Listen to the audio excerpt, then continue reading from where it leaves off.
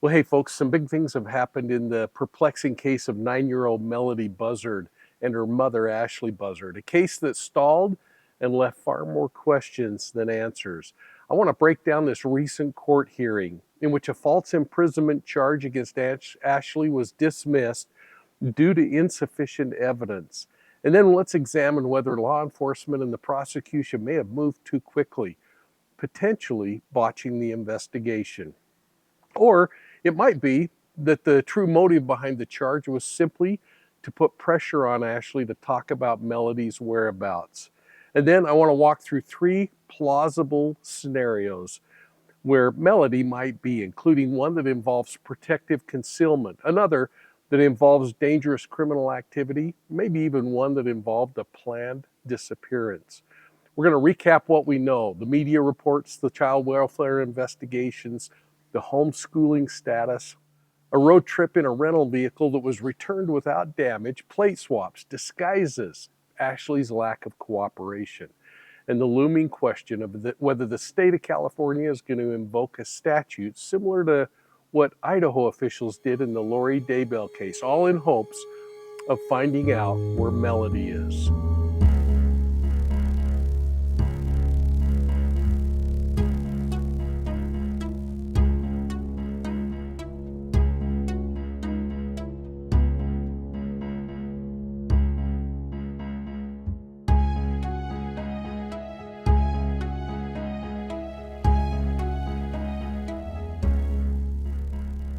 Well, welcome to Profiling Evil, and thanks so much for joining me. You know, I'm still on my way back. I've been taking some time hitting some of the ghost towns and old jails across the state of Utah, and now I thought I'd grab a quick park bench and talk a little bit about this case of missing 9-year-old Melodee Buzzard. I hope, if you haven't already, that you'll take a moment and hit the like and subscribe button, because it really does help me out. And please make sure you have your notifications turned on so you don't miss a single episode. And while you're at it, please invite your friends to join the Profiling Evil family. We're building a community of like-minded thinkers who question crime and question the motivation behind them. And we want you right here with us. But right now, I want to talk about one case that's just not letting go. The case of 9-year-old Melodee Buzzard, a little girl who vanished during a cross-country road trip with her mother, Ashlee. Now, investigators say that the pair traveled wearing wigs, swapping license plates on a rental car, and moving through multiple states before Ashlee returned alone, without a verifiable explanation, I might add, of where her daughter went. Now, just when the public thought a felony charge might crack the case open, that charge collapsed in a Santa Barbara County courtroom after an audio recording didn't match the key witness's story. And it leaves us with one unanswered question, one that keeps growing heavier by the day. Where on earth is Melodee Buzzard? You see, on the morning of November 20th, 2025, Ashlee Buzzard walked into a courtroom as a defendant in Lampac, California, wearing the weight of a felony charge that could have reshaped the direction of this entire case. Prosecutors had charged her with felony false imprisonment after an alleged incident on November 6th involving a guy named Tyler, a legal document assistant who rekindled his acquaintance with Ashlee after learning that her daughter Melodee had disappeared. Now, if you're just reading charging documents, you'd think that the prosecution had a solid case. Claimed that when he visited Ashlee's house, that she locked multiple bolts behind him. She secured the door with a brace, and she sat across the room from him with a box cutter within arm's reach. He described her as tense, agitated, clenching her fists, gritting her teeth, all while blocking his exit as he repeatedly asked to leave. Now, prosecutors argue that this wasn't just a spur-of-the-moment conflict. They claimed it involved planning, sophistication, and professionalism. I mean, those are pretty strong words. And those words imply that Ashlee was strategizing, that she had a purpose behind detaining him, and that she was manipulating the situation as part of something far bigger. And for authorities, this charge mattered for a second reason: leverage. Tyler's allegation gave them a legal tool to place Ashlee under strict pretrial supervision, including a GPS ankle monitor that was placed on her. Now think about what that means inside an ongoing child investigation. Supervising a non-cooperative parent who's the last person known to have had custody of a child gives investigators kind of a small measure of control. But then the hearing began, and the audio recording changed everything because the court had a 6-minute clip from a 1 hour and 16-minute audio recording that was recovered reportedly inside Ashlee's purse after her arrest. Now, she had recorded the entire interaction with Tyler, something that he had not disclosed when he was speaking to law enforcement. And that recording ended up being the turning point because Tyler's testimony made the encounter sound like it was a standoff, like he was trapped in the house, that he was terrified and unable to leave. But in the audio, the judge heard something entirely different. He heard Ashlee opening the door. He heard Tyler speaking without panic. He heard conversation and confrontation, absolutely, but not the kind of force or menace or threat required to sustain a felony false imprisonment charge. He didn't hear locks clicking. He didn't hear Ashlee blocking an exit. He didn't hear a man gasping in fear. And that's where this entire case starts to fracture. And when the recording didn't match the accusations, the judge simply couldn't continue. So he dismissed the charge for insufficient evidence, and he immediately terminated all the pretrial supervision, meaning that ankle monitor comes off. The geographic monitoring and the restrictions all evaporated. And the prosecution lost the only legal foothold they had on a woman who still refuses to answer the basic question of where's your daughter? So I find myself wondering, was this case botched, or was it never really about Tyler? I mean, this is where things get complicated because there could be two possibilities, and honestly, both could be true at the same time. First and foremost, investigators and prosecutors might have moved too quickly. They may have rushed to file a charge without thoroughly vetting the witness's claims. Now, Tyler's story had emotional impact, but emotion doesn't win criminal cases. Evidence does. And once the recording came forward, evidence from the defendant's own phone is what saved her. The case simply didn't meet the legal bar. Now, it's no secret in law enforcement that when a child's missing and the custodial parent refuses to cooperate, that investigators are going to try to use any legitimate charge available in order to compel compliance from that parent.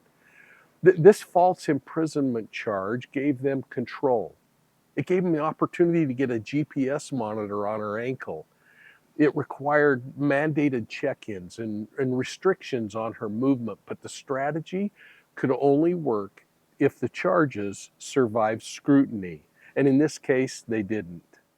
So whether the prosecution overreached or overcharged was a strategic lever that snapped under pressure. And regardless, the result is the same. The state lost the only tool they had to keep their eyes on Ashlee. And that takes us back to this larger story that we're talking about. Well, thanks for sticking around. Now let's widen the lens, because everything in this case orbits around that 3-day road trip that began on October 7th of 2025, when Ashlee, the mom, and Melodee, the 9-year-old missing child, were photographed at a rental car counter in Lampak, California. Both were wearing wigs. Now that's not normal travel choices for a mother and a daughter on a quick trip. That is a disguise. And the car they rented, it was a 2024 Chevy Malibu, nothing fancy. But it's the same car that investigators would later say had its license plate swapped at least once during this multi-state journey. And then 3 days later, Ashlee returns with that Malibu back to the rental counter. But she returns without Melodee.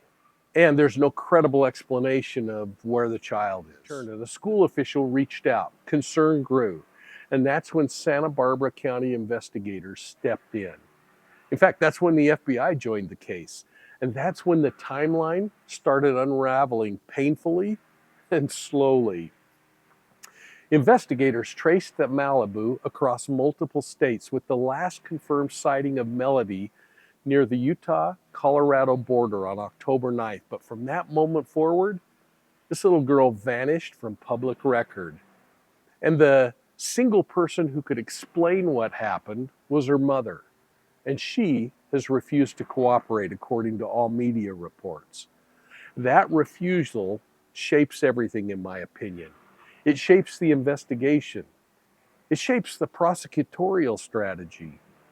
It shapes the desperation behind bringing a questionable false imprisonment charge that ultimately collapses under its own contradictions into focus. But the collapse of that charge doesn't change the reality that this little 9-year-old girl is still missing. Tonight, the criminal case against the mother of a missing 8-year-old has been dropped. A judge today dismissing the charges against Ashlee Buzzard. CBS LA assignment editor Mike Rogers at the desk now. Mike, this was an unrelated case to the one of her daughter's disappearance. Yeah, it was unrelated to her disappearance, but it was related in the sense that the person she allegedly held or falsely imprisoned was talking to her about the case of Melodee. Now, I want to show you some photos from the courtroom today.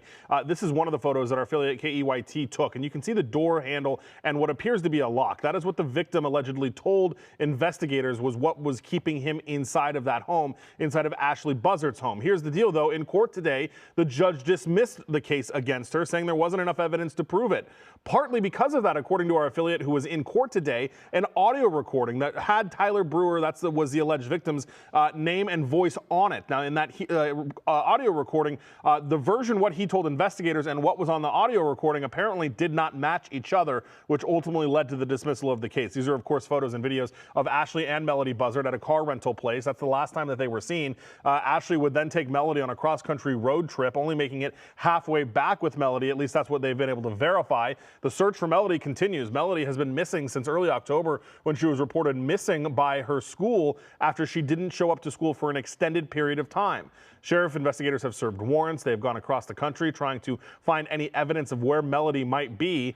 They reiterate that Ashlee is not cooperative with their investigation and refuses to tell investigators where Melodee is. Again, she has not been charged in anything directly connected to Melodee's disappearance. This charge of false imprisonment was against a person named Tyler Brewer, who's a private investigator. Brewer had told us that he was, when they were talking about the case, that's when Ashlee allegedly held him inside of that home. Today, though, a judge decided there just wasn't enough evidence to move that case forward. Guys? It's still all very strange. Yep. All right, and hope that little girl will be... So for now, I want to kind of transition into talking about 3 possible scenario frameworks that might be really interesting to consider. These are investigative lenses, or ways to think through what we know based on behavior, facts, and geography. And that first scenario I want to talk about is that maybe Ashlee, the mother, is hiding this little 9-year-old Melodee with some kind of a trusted caretaker.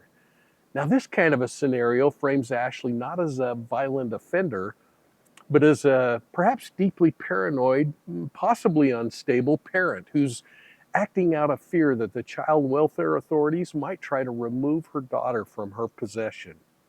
Now, media reports tell us several important things. First, that child welfare services had raised some concern about the Buzzard home. There are also relatives who report that Ashlee was isolating Melodee, pulling her from school, cutting her off from her friends and family. And multiple sources say that Ashlee's mental health had become a growing concern of theirs.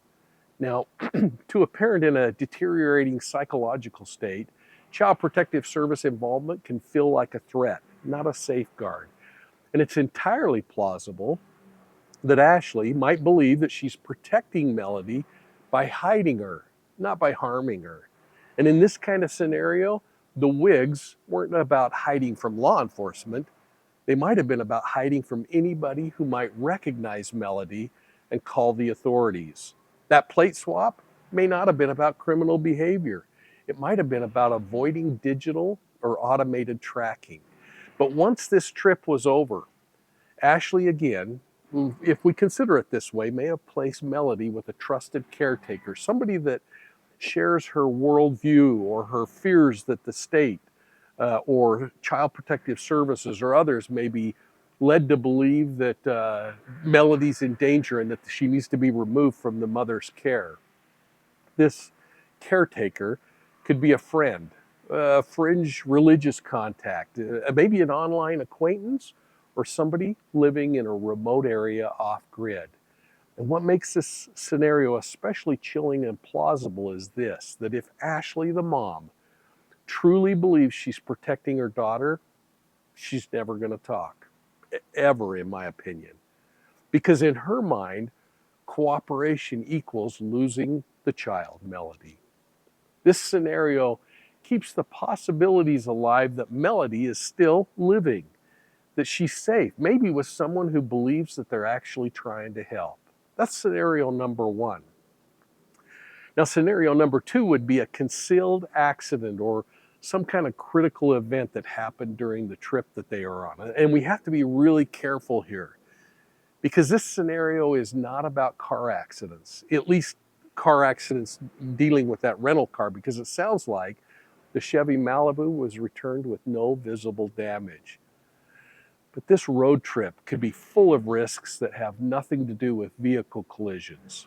Accidents can happen in hotel rooms, at rest stops, near rivers, near cliffs, inside bathrooms, or any number of unmonitored rural locations. Melodee could have fallen.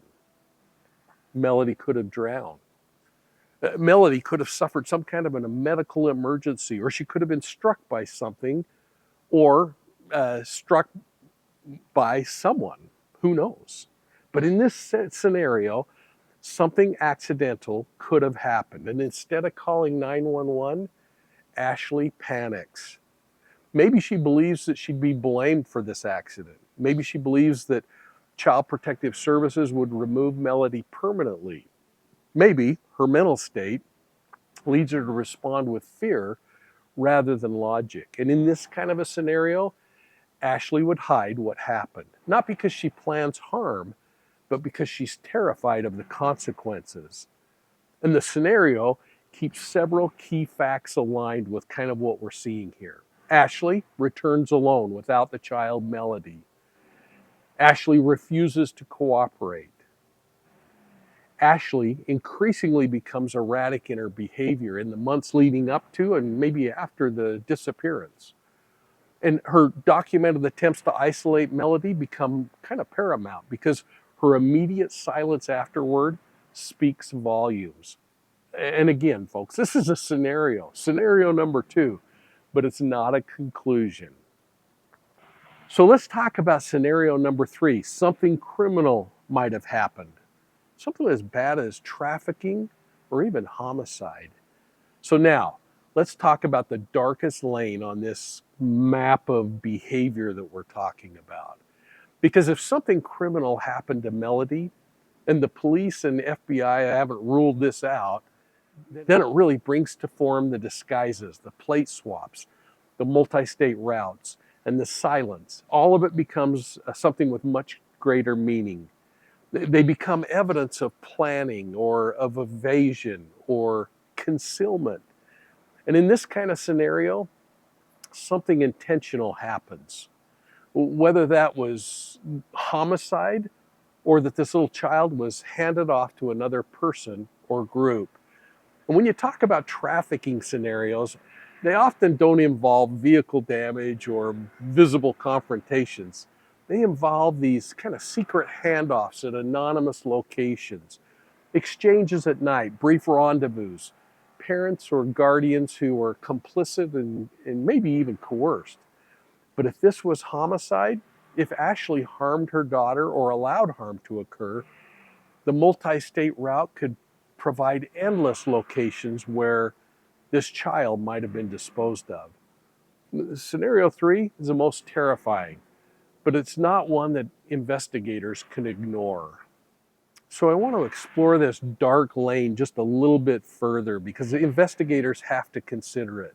They have to consider that something criminal could have happened to 9-year-old Melodee Buzzard during that 3-day multi-state road trip. The thing that included everything from wigs to plate swaps to silence. Because this scenario forces us to look through a behavioral lens, not just a legal one. You see, when you see a parent disguise their child at a rental counter, swap license plates, cut off communication with family, sever school relationships, and then return a vehicle alone without providing any verifiable explanation of where the child is, you're dealing with somebody who's either being controlled by delusional internal logic or somebody who's controlling the narrative intentionally. And this is where those two things sometimes intersect. Because some predators, some offenders, especially in family-based abductions or concealed homicides, will tell themselves a story so often and so intently that they actually begin to believe it. They become convinced that they've done what's necessary. They try to rewrite their history in real time. Their silence becomes a protective layer around the narrative they've created. And they believe that if they just close their mouth long enough, the world's going to eventually get tired and move on. But investigators don't just move on. The public doesn't just move on. And frankly, I don't think any of us are moving on, because if this scenario is true, if something criminal happened, then Ashlee's silence isn't just refusal, it's strategy. It's part of maybe her defense. It might be part of her evasion, but it's certainly survival. And as grim as the scenario is, we can't ignore it, because everything about behavioral patterns point toward active concealment. So just keep that in mind with this scenario number 3. But let's pivot now, not into speculation, but into what we really know at this particular point in the case. So as we hit the pause button on this scenario building for a moment and take stock of the confirmed facts in the case, again, not the rumors, not the theories, not the online chatter, but what multiple reputable outlets have reported, I want to talk about fact number 1, which is Child Welfare Services already appears to be concerned. There are media reports out there, including reports from Fox News Digital, People Magazine, Court TV, that confirmed that Child and Family Services had looked into conditions in the Buzzard home before Melodee disappeared. Now, several relatives, including Melodee's grandmother, told reporters they'd asked for welfare checks early on. They were worried about the isolation that was going on, about the emotional instability. They were worried that Melodee was being cut off from anybody outside of Ashlee's control.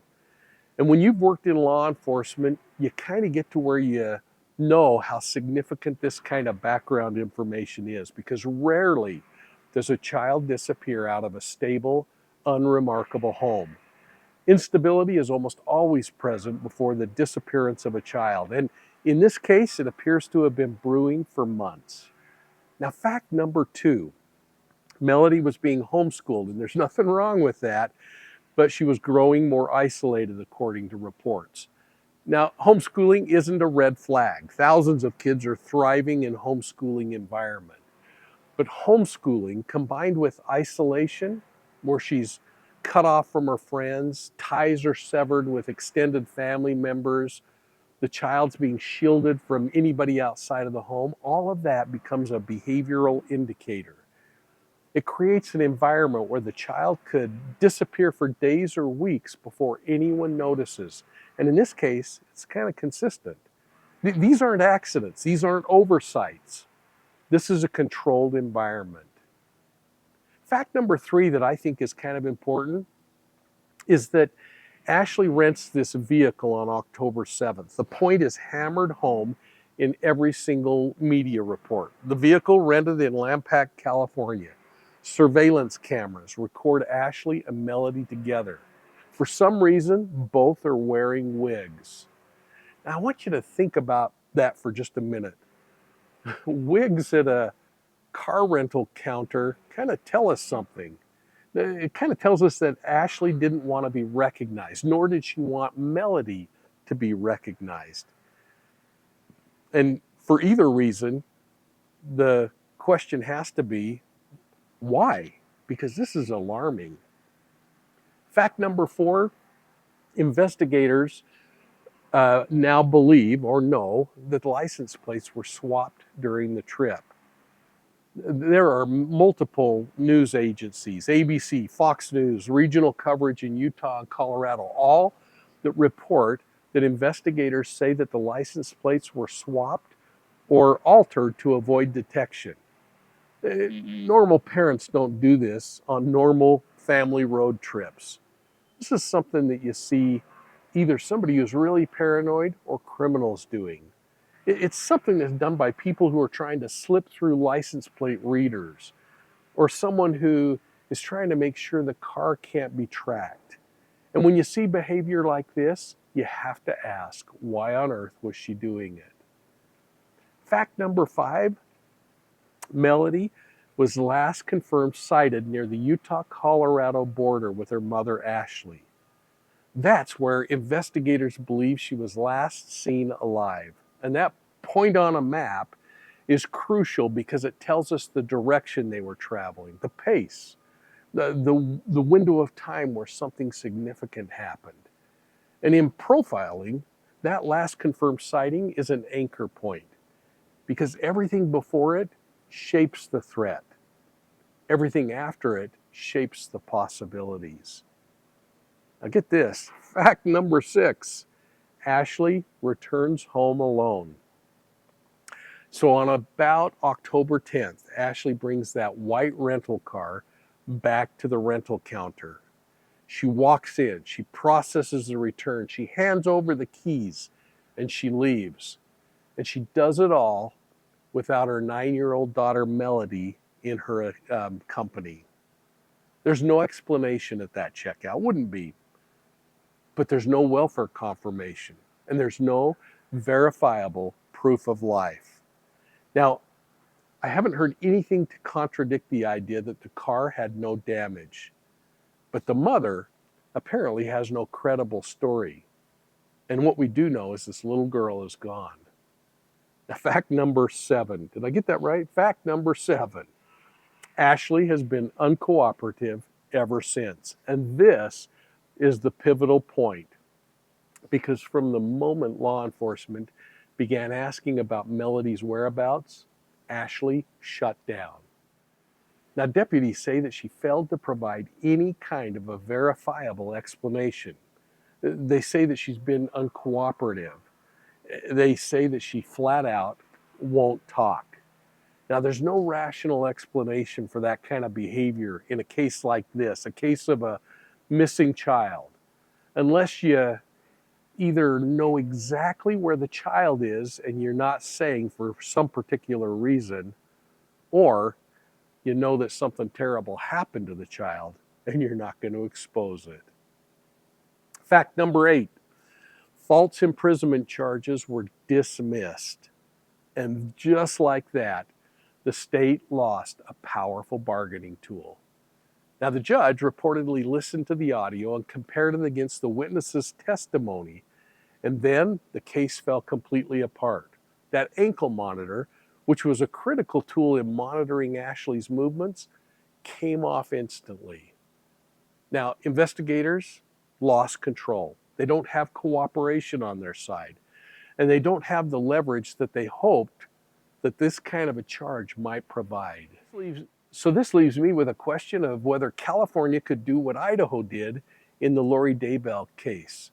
Because this is the part where I think we really lean in, remembering exactly how Lori Daybell's case exploded into our kind of national consciousness. Because when JJ and Tylee went missing, Idaho prosecutors, like California, couldn't prove where they were, couldn't prove homicide. So they used a different statute, one called child desertion and non-support, to bring Lori Daybell into custody and force the legal question of where are your children, Lori? I wonder, could California do something similar here? And why aren't they doing it if they can? And I think the answer is kind of complicated.